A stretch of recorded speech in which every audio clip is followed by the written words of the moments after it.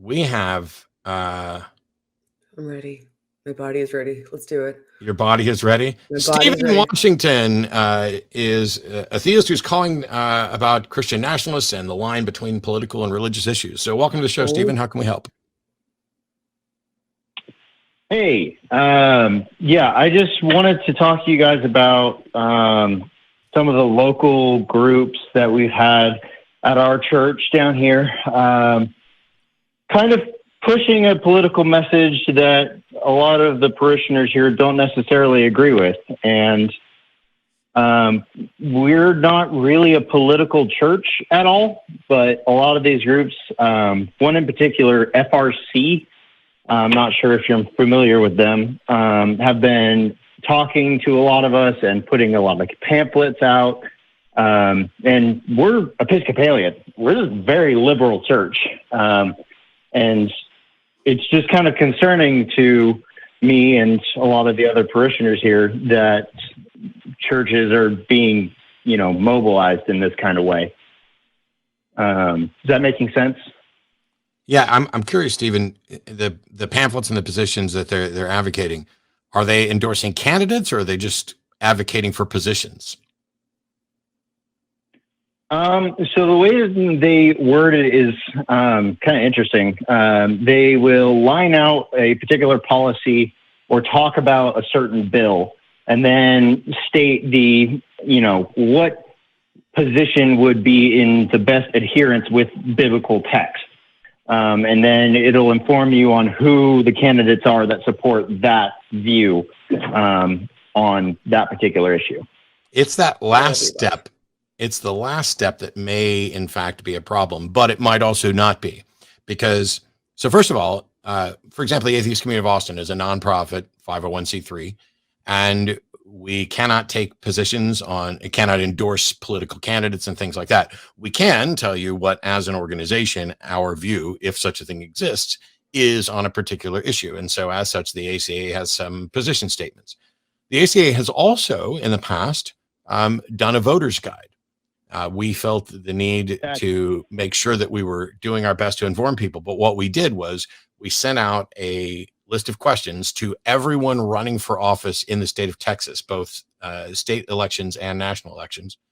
And of those that came back, we published all of them. And so that's just to show that irrespective of whether somebody has a D or an R or an I after their name, here's where they are on various positions that you might care about. At no point did we highlight the ones we agreed with. It was up to the individual to say, hey, what are my positions? And if they cared about what the ACA's positions were, they could have gone to look those up and then to see who's consistent with those positions. If they are saying, here's what the Bible says, and because of that, you should vote for person X, they may in fact be in violation of the law.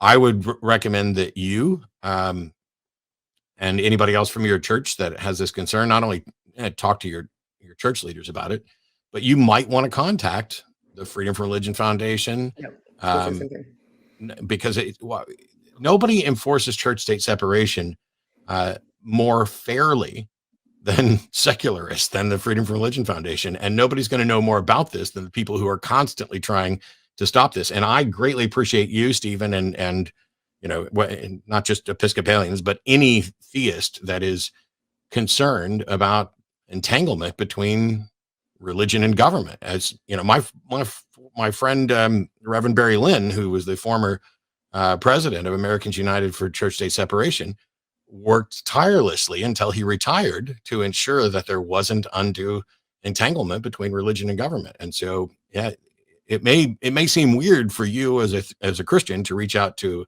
an atheist organization. And if so, I'd recommend that if you don't want to reach out to Freedom from Religion Foundation, you reach out to Americans United for Separation of Church and State, which was previously run by the Reverend Barry Lynn. Good suggestions. Okay. I'll definitely reach out to those groups. I'm sure I can just Google them and find some more information on them.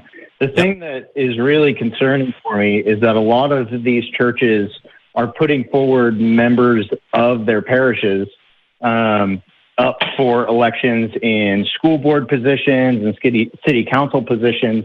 and a lot of them are winning. And I'm only one guy, and a lot of the people in my parish don't have any interest in politics, but these people are advocating for like offering creationism in school and making like a mandatory county dress code for all of the public schools. And it just, I don't understand how they can do this. I feel like between the Johnson Amendment and all these different groups that none of this should be allowed to be happening, but it's all democratically run. So I just don't know what to do. I hear you. It's a fine line, and I'm not going to pretend that I know all the answers. If I had my friend Andrew Seidel here, he would probably give you the answer that most lawyers would, which is it depends. That is the most lawyerly answer. And Andrew and all of my lawyer friends will say the same thing. It depends. But if you have legitimate concerns about what's going on, I know that those organizations, both Americans United and Freedom of Religion Foundation, and perhaps even American Atheists, would be willing to offer their perspective, the legal background on it, and possibly even take up a case, because there are concerns. And I can't, you and I are going to disagree, Stephen, on whether or not there's a God, but there are other issues in this world that matter, and I'm glad that we can work together on that issue, which is irrespective of which of us is right about a God. Maybe we shouldn't be shoving it down the throats of school children. Save that for church. Let's keep science classroom science. I just had one last thing that I wanted to shoot your way. Have you heard of these lobbying groups? I think the FRC is the one that I know of, but I was looking around online, and there's tons of them, and they there are millions of dollars and putting it towards programs like this. How is this not a bigger deal? A lot of us are yelling. It kind of we think it's a big deal. I'll tell you why. First of all, I highly recommend Andrew Seidel's book, The Foundation Myth. But I'll tell you why it's not a bigger deal. Because religious individuals make up the majority in the United States, and people who don't care about, religious intrusion into government are definitely the majority. Because once you take the people who are in favor of it and then add in the people who are apathetic towards it, you get like, what's the big deal? I mean, who cares if the money says "In God We Trust"? Who cares if kids learn about, creationism in schools? And for some of those things, I'm in agreement on the, who cares? Why is this a big deal? Why is it a big deal if it says "In God We Trust" on our money? It's just, it's clear we don't. It's a big deal because every step in the wrong direction leads us further down a path that can lead to a sort of theocracy. And so it's worthwhile to be vigilant in responding to that. And there's a lot of people who are just like, nah, that could never happen. We'll never have a Taliban run United States or even the rough equivalent of it. And to the extent that they might be right, they should be thanking the rest of us who are working constantly to make sure that doesn't happen. Because what some people have been advocating is very much like having a Taliban-like run United States. People don't realize, I don't think, that it's an iterative process also. It seems like it's nitpicking, but it's not nitpicking. What it is pointing out that there's so many tiny instances that they accumulate into a massive cultural paradigm. And one of the reasons that there's not a lot more people screaming about it, which Matt touched on and I think said eloquently, is that if you feel as though it represents you, or that that it is your belief system, or you're apathetic towards it, then you're not as inclined to see an issue with it, because you're either aligned with it or closely enough aligned to it that if something does happen, you're not going to be directly affected by it. And that's what breeds the apathy.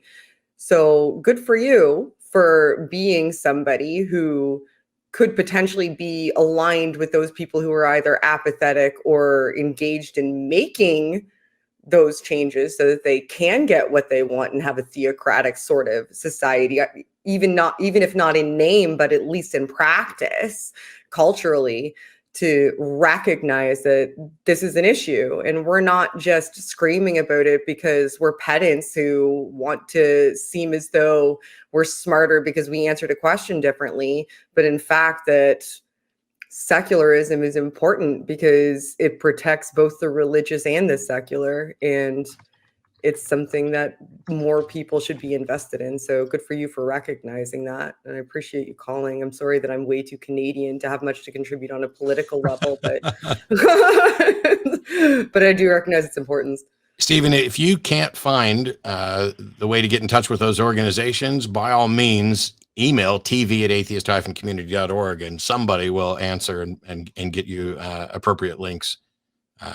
But thanks a lot for calling. And by the way, call back and let us know what you found out. And, because it may be that the things you're specifically concerned about are technically legal for the time being, and we need to, do some more work. Sure. I really appreciate the kind words, the suggestion for calling out to those individuals. It's so selfish that all these churches that are supporting this have their own schooling programs. It's just a really strong disregard against any of the rest of us that want to use this or have to use this public schooling program, that they want to just spread it out to everybody. Anyway, I appreciate your time. I'll let you get on to other callers, and y'all have a great rest of your day. Thanks so much, Stephen. Appreciate it.